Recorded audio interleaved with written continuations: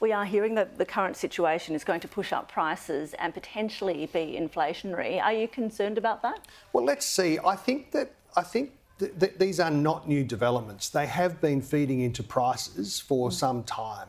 This conflict in the Middle East has been going on for 9 terrible months.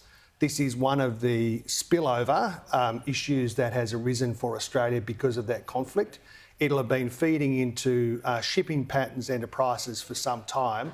What this government will do in a disciplined way is deal with the things that we can deal with. We can deal with delivering the first 2 back-to-back budget surpluses in nearly 20 years. We have delivered that with discipline. We can deliver cost of living relief to Australian households that doesn't put up inflation. We can have an impact on prices that way. That's what the government's doing, and that's why we're prosecuting Australia's interests overseas, whether it's the security work that Richard Marles, the Deputy Prime Minister, is doing at NATO, or whether it's the trade work that Don Farrell is leading on behalf of the government, deepening and making more resilient our supply chains around the world. Now, speaking of Richard Marles at NATO, the Secretary-General of NATO has labelled China a decisive enabler of Russia's war against Ukraine. What do you make of that statement? Do you agree? Well, it's certainly true, and the Foreign Minister has made this point.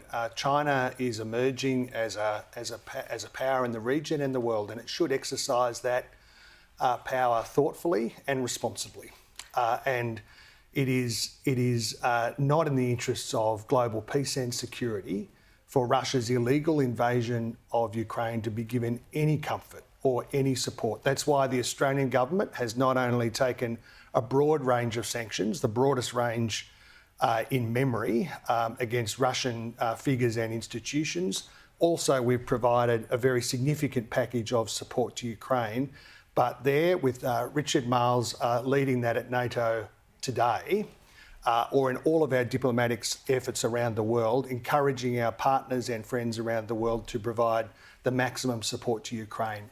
Security in Europe, security in the Middle East matters for Australia's security in our region and around the world.